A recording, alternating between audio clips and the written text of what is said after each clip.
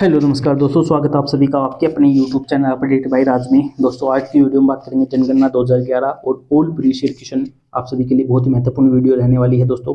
तो 2 से 3 क्वेश्चन आपको हर शिफ्ट में देखने को मिले होंगे लगातार 2021 से लगातार भाई एसएससी ये लगातार टीसीएस के क्वेश्चन पूछ रहे हैं भाई। आप सभी देख रहे होंगे। सबसे पहले मोस्ट पॉइंट की बात करेंगे, प्रत्येक चीज़ को डिटेल में बात की गई है भाई। एक भी क्वेश्चन इससे बाहर नहीं देखने को मिलेगा भाई। तो रिक्वेस्ट आप सभी से भाई, तो क्वेश्चन को देख लेना भाई, जरूर देख के जाना भाई। एक बार में नहीं आता है तो 2 बार जरूर देख लेना भाई। क्वेश्चन इससे डीप बनते हैं भाई। तो बहुत ही मेहनत की गई इस वीडियो के लिए भाई। तो अगर अच्छी लगी हो तो लाइक करना, शेयर करना, सब्सक्राइब करना भाई। तो बिना देर के हुए वीडियो को स्टार्ट करते हैं भाई। जनगणना 2011 और ओल्ड प्रीवियस क्वेश्चन सभी के लिए आप मोस्ट पॉइंट। भारत में जनगणना की शुरुआत कब हुई थी भाई? 1872 में हुई थी भाई। तो शुरुआत कब हुई थी? 1872 में। किसके काल में? लॉर्ड मेयो के काल में इसकी शुरुआत हुई थी भाई। भारत में नियमित जनगणना की बात कर ले तो 1881 में लॉर्ड रिपन के कार्यकाल में इसकी शुरुआत हुई थी। शुरुआत की बात कर ले 1872 में, और नियमित की बात कर ले यानी कि लगातार कब से स्टार्ट हुई? तो 1881 से लगातार जनगणना स्टार्ट हो चुकी है भाई। स्वीडन 1749 में पहली बार आधुनिक विश्व में जनगणना कराने वाला देश है भाई। अमेरिका 1790 में दशकीय जनगणना की शुरुआत करने वाला पहला देश है। तो आधुनिक विश्व में की बात कर ले तो स्वीडन सबसे पहले, और लगातार दशकीय वृद्धि दर यानी कि 10 साल में प्रत्येक में जनगणना होगी, ये किसने किया भाई? तो अमेरिका ने किया। कब से? 1790 में। ठीक है, अति मोस्ट पॉइंट ध्यान रखना भाई। स्वतंत्र भारत की पहली जनगणना कब हुई थी? 1951 में। लगातार डायरेक्ट सवाल के साथ बनता है भाई। तो पहली जनगणना 1951 में। उस समय जनगणना आयुक्त कौन थे भाई? R A Gopalaswami. Most point ध्यान रखना भाई। जनगणना संगठन केंद्रीय गृह मंत्रालय के अधीन आता है। किसके अधीन आता है भाई? तो गृह मंत्रालय के अधीन आता है। इसके उच्चतम अधिकारी भारत का महापंजीकरण एवं जनगणना आयुक्त होता है भाई। ये क्वेश्चन भी ध्यान रखना, लगातार क्वेश्चन बनते रहते हैं भाई प्रत्येक पॉइंट से। 2011 की जनगणना भारत की 15वीं जनगणना है। कौन सी है भाई? 15वीं है। और स्वतंत्र भारत की बात कर ले तो 7वीं जनगणना है। 2011 लगातार बात कर ले तो 15वीं है, और स्वतंत्र भारत की बात कर ले तो 7वीं है। 2021 में होनी थी लेकिन कोविड के कारण भाई तो ये पोस्टपोन कर दी गई भाई। तो फिलहाल जनगणना जो भी होगी तो कौन सी होगी भाई? 8वें नंबर की होगी। ध्यान रखना भाई, कौन से नंबर की? 8वें नंबर की। आगे चलते हैं भाई, क्वेश्चन नंबर देखते हैं भाई। आदर्श वाक्य हमारी जनगणना हमारा भविष्य। आदर्श वाक्य क्या है भाई? हमारी जनगणना हमारा भविष्य। 2011 की जनगणना के समय जनगणना आयुक्त कौन थे भाई? Doctor C Chandramouli. कौन थे भाई? सी चंद्रमौली। 2011 है, जनगणना की अनुमानित लागत कितनी है भाई? तो 2200 करोड़ रुपए इसकी लागत थी भाई। डायरेक्ट क्वेश्चन बन चुका भाई। 2011 की जनगणना में लागत कितनी लगी थी? तो भाई 2200 करोड़ इसकी लागत लगी थी भाई। राष्ट्रीय जनगणना नीति 2000 के अनुसार जनसंख्या में स्थिरता प्राप्त करने का लक्ष्य 2045 से बढ़ाकर 2070 कर दिया। 2 बार लगातार क्वेश्चन बन चुका है भाई। तो लक्ष्य बढ़ा दिया गया है। 2070 तक जनसंख्या को जितनी है उतना ही रखने का लक्ष्य रखा गया है भाई, यानी कि स्थिर करने का लक्ष्य रखा गया है। कब तक भाई? 2070 तक। पॉइंट को ध्यान रखना भाई, 2070। 2001 से लेकर 2011 के बीच भारत की जनसंख्या की 10 की वृद्धि दर कितनी रही? 17.7%। कितनी रही? 17.7%। 1911 से लेकर 1921 के बीच भारत में जनसंख्या की 10 की वृद्धि दर ऋणात्मक रही। ध्यान रखना इस पॉइंट को भी। माइनस कितनी रही? 0.31%। और यह भारत की जनगणना के इतिहास में पहली बार हुआ, जिसके कारण 1921 को क्या कहा जाता है भाई? महान विभाजक वर्ष कहा जाता है। ध्यान रखना, लगातार डायरेक्ट क्वेश्चन बनेगा भाई। महान विभाजक वर्ष किसे कहते हैं? तो 1921 को कहते हैं। किसे कहते हैं? 1921 को। अगला चलते हैं मोस्ट पॉइंट की ओर। 2011 की जनगणना के मोस्ट पॉइंट की बात कर लेते हैं भाई। 2011 की जनगणना के अनुसार भारत की कुल जनसंख्या कितनी है भाई? 121 करोड़। 121 करोड़ सभी को पता होगा, ये डाटा भी ध्यान रखना भाई। ठीक है, अभी तक पूछा नहीं है लेकिन लगातार पूछ भी सकते हैं भाई। जो कि विश्व की जनसंख्या का कितना है भाई? 17%। ध्यान रखना कितना है भाई? 17.5%। लगातार क्वेश्चन बनते हैं भाई। विश्व की जनसंख्या का भारत की जनसंख्या कितना परसेंट है? 17%। 2011 की जनगणना के अनुसार पुरुष कितनी है भाई? 51.47%। और महिलाओं की बात कर ले तो 48.53%। लगातार ये क्वेश्चन बन रहे हैं भाई, तो ध्यान रखना भाई। पुरुष कितने हैं? 51.47, और महिलाओं की बात कर ले तो 48.53%। 2011 की जनगणना के अनुसार देश की कुल जनसंख्या में शहरी जनसंख्या 31.2%, जबकि ग्रामीण जनसंख्या कितनी है? 68.8%। ध्यान रखना, शहरी और जनसंख्या लगातार क्वेश्चन आपको देखने को मिलेंगे। 2011 की जनगणना के अनुसार सर्वाधिक जनसंख्या वाला राज्य कौन सा है भाई? उत्तर प्रदेश। कितनी है भाई? ये भी क्वेश्चन पूछ लिया गया था भाई, कितनी जनसंख्या है उत्तर प्रदेश की? तो 20 करोड़ है भाई अनुमानित फिलहाल। एवं न्यूनतम जनसंख्या वाला राज्य की बात कर ले तो कौन सी भाई? सिक्किम। न्यूनतम सिक्किम, सर्वाधिक उत्तर प्रदेश। 2011 जनगणना अनुसार हिंदी भारत की सर्वाधिक बोली जाने वाली भाषा है। सर्वाधिक बोली जाने वाली भाषा कौन सी है भाई? हिंदी है। पॉइंट को ध्यान रखना भाई, लगातार कुछ क्वेश्चन पूछ रहे हैं भाई, फर्स्ट पे कौन से नंबर पर, सेकंड पे कौन सा, थर्ड पे कौन सी, आगे सभी डिटेल में बात करेंगे, पॉइंट के अनुसार पॉइंट बात करेंगे भाई। संस्कृत है भाई 8वीं अनुसूची में सबसे कम बोली जाने वाली भाषा है भाई। सबसे कम कौन सी भाषा बोली जाती है भाई? तो संस्कृत, ध्यान रखना भाई 8वीं अनुसूची में। 2011 की जनगणना के अनुसार भील भारत का सबसे बड़ा आदिवासी समूह है। कौन सा भाई? भील है। क्वेश्चन नंबर आगे चलते हैं भाई। भारत में शहरी जनसंख्या का प्रतिशत कितना है भाई? किसकी बात हो रही है भाई? शहरी की। शहरी जनसंख्या की बात हो रही है भाई। ये प्रीवियस ईयर प्रत्येक क्वेश्चन भाई यहाँ पर आपको लिए गए हैं भाई, पॉइंट में प्रत्येक पॉइंट है उसमें क्वेश्चन है, प्रीवियस ईयर है जो भी आ चुके भाई, और जितने संभावित हैं आ सकते हैं भाई, तो ध्यान कर लेना भाई। सेकंड में आपका राइट ऑप्शन बनेगा भाई 31.16%, राइट ऑप्शन बनेगा। आपको भी आते हैं तो आप अपने अनुसार भी राइट अटेम्प्ट करने की कोशिश करना। इसका राइट ऑप्शन बनेगा भाई 31.16%। जनगणना 2011 के अनुसार सर्वाधिक साक्षरता दर, किसकी बात हो रही है? सर्वाधिक साक्षरता दर वाले अग्रणी 5 राज्यों में से कौन सा राज्य शामिल नहीं है? देख लो भाई क्या क्वेश्चन बन गया, यानी 5 में से कौन सा नहीं है, ऑप्शन के अनुसार देखना है, तो इसका राइट ऑप्शन बनेगा भाई आंध्र प्रदेश, इसका राइट ऑप्शन बनेगा फर्स्ट वाला, इसका राइट है भाई। निम्नलिखित में से किस राज्य में पुरुष साक्षरता दर न्यूनतम है? पुरुष साक्षरता दर न्यूनतम है। आप सभी के लिए वेरी इजी सवाल, सभी को पता होगा भाई। इसका राइट ऑप्शन बनेगा भाई थर्ड नंबर, बिहार। निम्नलिखित में से किस भाषाई समूह से अधिसंख्य भारतीय जनसंख्या संबंधित है भाई? भाषाई समूह से, तो इसका राइट ऑप्शन बनेगा भाई इंडो आर्य। राइट ऑप्शन क्या बनेगा भाई? इंडो आर्य। 2011 की जनगणना के अनुसार किस केंद्र शासित प्रदेश में सर्वाधिक पुरुष साक्षरता दर दर्ज की गई है? किसकी बात हो रही है? यूटी की बात हो रही है, सर्वाधिक पुरुष साक्षरता की बात हो रही है, तो इसका राइट ऑप्शन क्या बनेगा भाई? राइट ऑप्शन बनेगा भाई 4 नंबर, लक्षद्वीप। ठीक है। भारत की जनगणना 2011 के अनुसार किस महानगर की जनसंख्या सबसे अधिक है भाई? तो इस क्वेश्चन को आप कर सकते थे भाई, सर्वाधिक किसकी है भाई? महानगर की बात हो रही है, तो राइट ऑप्शन क्या बनेगा भाई? मुंबई। मुंबई है इसका राइट ऑप्शन बनेगा, महानगर की बात हो रही है भाई।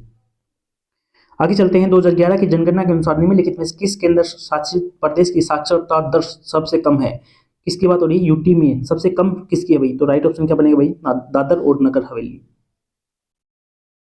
क्वेश्चन नंबर नेक्स्ट चलते हैं भाई। भारत की जनगणना 2011 के अनुसार भारत की कुल जनसंख्या में सिख समुदाय का प्रतिशत कितना है भाई? क्वेश्चन देख लो क्या पूछ लिया भाई? सिख समुदाय का परसेंट पूछ लिया भाई, तो इसका राइट ऑप्शन बनेगा भाई 1.7%। 1.7% इसका राइट ऑप्शन बनेगा।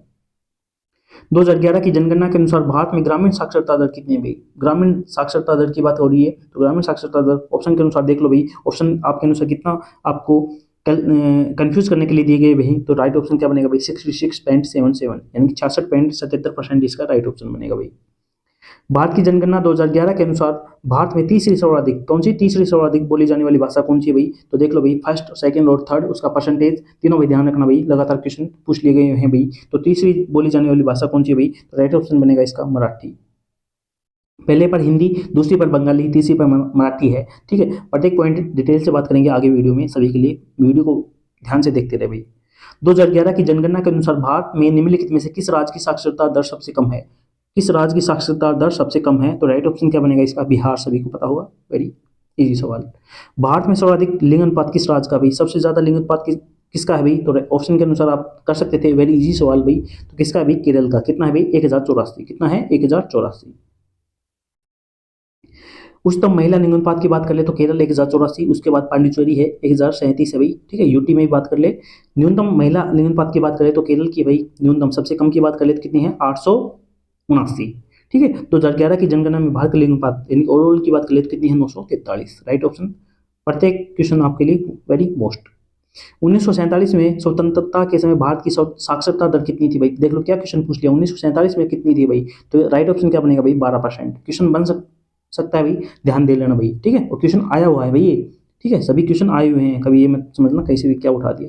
2011 की जनगणना के अनुसार किस केंद्र शासित प्रदेश की जनसंख्या सर्वाधिक है भाई? ठीक है, निम्नलिखित में से बात करनी है भाई, केंद्र शासित की सर्वाधिक किसकी है भाई? तो राइट ऑप्शन क्या बनेगा भाई इसका?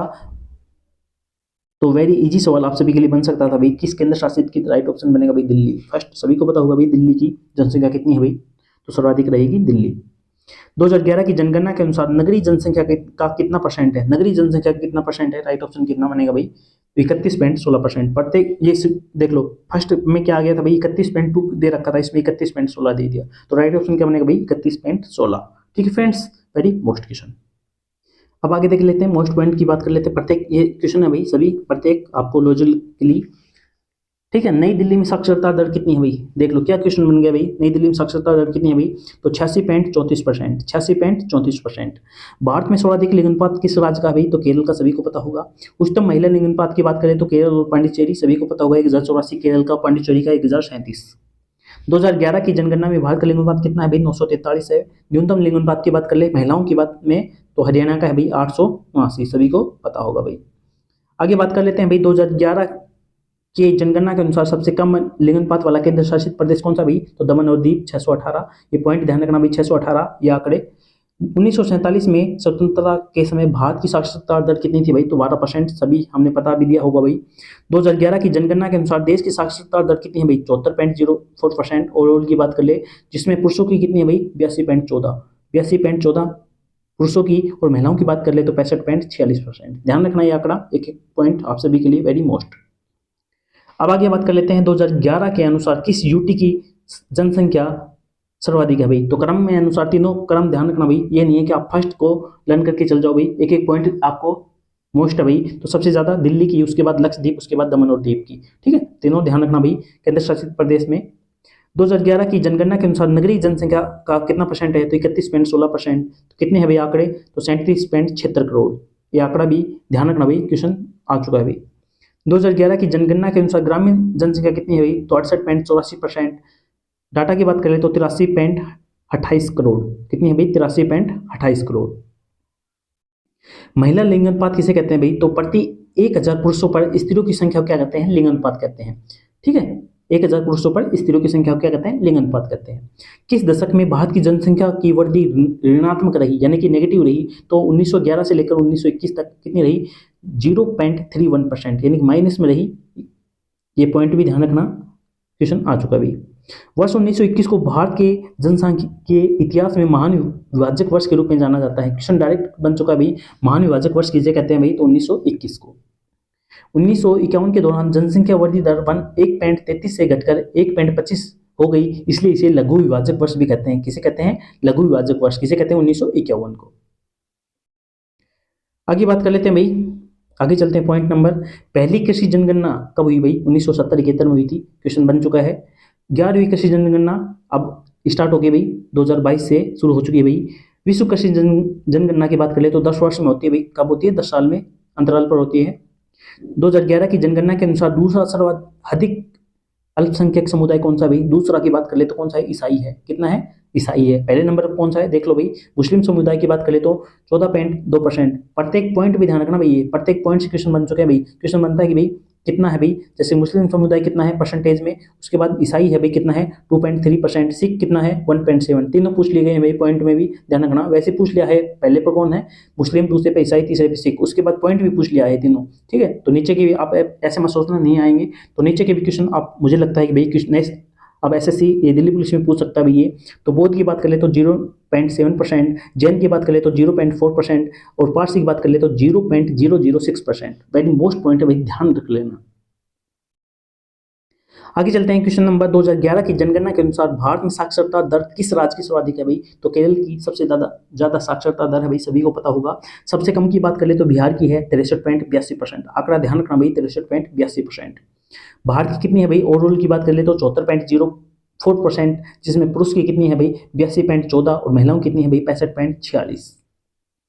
2011 की जनगणना के अनुसार भारत का सबसे ज्यादा आबादी वाला राज्य कौन सा भाई, तो उत्तर प्रदेश है, उसके बाद महाराष्ट्र, फिर बिहार, फिर पश्चिम बंगाल। तीनों ये लगातार आंकड़े हैं भाई, 3 से 4, ये लगातार ध्यान रखना भाई। इन आंकड़ों के अनुसार भाई इनको सेट करना पूछता है, और सेकंड नंबर, थर्ड नंबर या निम्न में से करके किसी प्रकार से क्वेश्चन बन रहा है, लगातार बन रहे हैं भाई, तो ध्यान रख लेना। सबसे कम जनसंख्या की बात कर ले तो सिक्किम, उसके बाद मिजोरम, उसके बाद अरुणाचल प्रदेश की है। लगातार तीनों डाटा ध्यान रखना भाई। सबसे कम किसकी है भाई जनसंख्या घनत्व, तो अरुणाचल प्रदेश का भाई 17 व्यक्ति वर्ग स्क्वायर में है। तो कितने हैं 17 व्यक्ति। सबसे कम और सबसे अधिक की बात कर ले जनसंख्या घनत्व किसका सबसे अधिक है भाई, तो बिहार का 1106 व्यक्ति पर स्क्वायर किलोमीटर, ठीक है। बेस्ट पॉइंट ध्यान रखना भाई।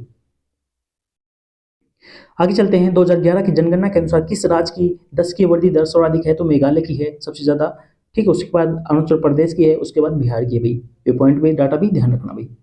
सबसे कम विकास दर की बात करें तो नागालैंड की रही, कितनी रही, माइनस में रही 0.47%। उसके बाद केरल की रही 4.86%, यानी कि इनकी माइनस में रही, घटी नहीं, माइनस हो गई।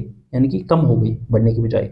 भारत की 10 की वृद्धि दर कितनी है भाई, तो 17.64%, 17.64%, ध्यान रखना भाई। भारत की जनगणना 2011 स्वतंत्रता के बाद राष्ट्रीय जनगणना कितनी है भाई, 7वीं है। ठीक है, स्वतंत्रता के बाद की बात कर ले तो 7वीं है, और ओल्ड की बात कर ले तो 15वीं है। 2011 देश की 1872 से 15वीं जनगणना है, और आज़ादी के बाद की 7वीं है। जनगणना अधिनियम कब पारित हुआ, क्वेश्चन बन चुका भी 1948 में। 2011 की जनगणना के अनुसार भारत का घनत्व कितना है, तो 382 प्रति वर्ग किलोमीटर। कितना है, 382, ध्यान रखना कितना है, 382। वेरी मोस्ट सवाल अभी लेटेस्ट क्वेश्चन बन चुका अभी, जनसंख्या में भारत चीन को पछाड़कर कौन से नंबर पर आ गया है भाई, पहले नंबर पर आ गया है भाई। ठीक है, और ये क्वेश्चन बन भी चुका है भाई। ठीक है, एक बार क्वेश्चन बन भी चुका है।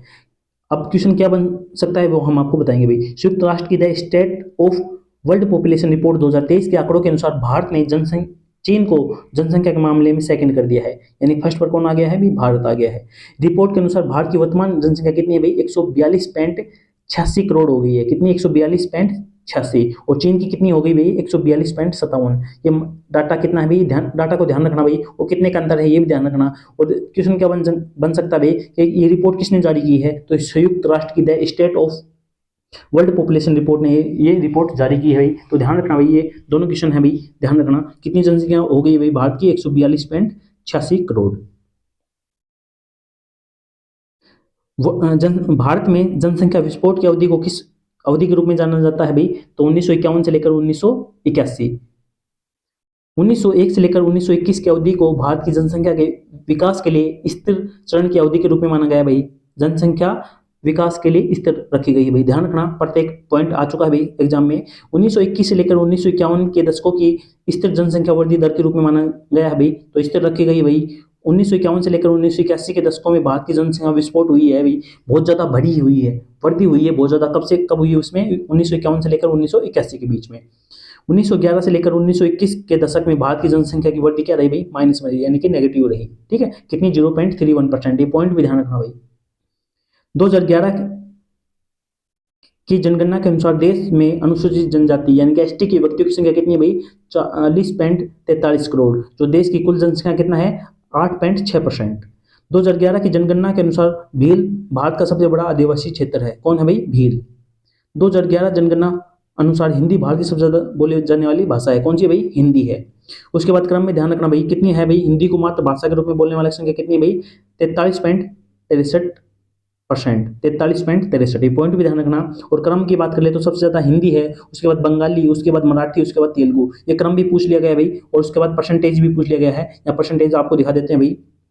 संस्कृत 8वीं अनुसूची में सबसे कम बोली जाने वाली भाषा है। ये पॉइंट भी हमने पहले बता दिया है। अब ये पॉइंट है, इसको देख लेना भाई अच्छे से। हिंदी में कितना है भाई, जनसंख्या की बात कर ले, उसके बाद परसेंट को ध्यान रखना भाई। ये पूछ लिया गया है, पहले तो क्रम पूछा था कि पहले नंबर कौन सी है भाई, हिंदी। दूसरे पे कौन सी है भाई, बांग्ला। उसके बाद कौन सी है, मराठी। उसके बाद कौन सी है, तेलुगु। उसके बाद तमिल। उसके बाद गुजराती। उसके बाद उर्दू। और पॉइंट को भी ध्यान रखना भाई, सबसे ज्यादा कौन सी भाई, हिंदी। कितनी है भाई, 43.83, सॉरी 43.63 है ये, 43.63। उसके बाद है बांग्ला 8.3%। उसके बाद है मराठी 7.09%। उसके बाद है तेलुगु 6.93%। ठीक है, ये क्रम प्रत्येक भाई पूछ लिया है भाई ये, तो प्रत्येक पॉइंट ध्यान रखना भाई, और इसकी संख्या भी क्रम ध्यान रखना भाई। वेरी मोस्ट आप सभी के लिए भाई ये। तो भाई ये आप सभी के लिए बहुत महत्वपूर्ण वीडियो कैसे लगे भाई, कमेंट करके जरूर बताना भाई। कोई क्वेरी हो, कोई डाउट हो तो बताना भाई। तो अगर वीडियो अच्छी लगी हो तो भाई मेहनत के लिए लाइक कर देना, शेयर कर लेना, और अगर चैनल को सब्सक्राइब नहीं किया है, अगर पहली बार विजिट कर रहे हैं तो चैनल को सब्सक्राइब कर लेना भाई। बहुत महत्वपूर्ण वीडियो आप सभी के लिए। वीडियो देखने के लिए आप सभी का बहुत बहुत धन्यवाद। मिलते हैं नेक्स्ट अपडेट के साथ, तब तक के लिए जय हिंद, जय भारत।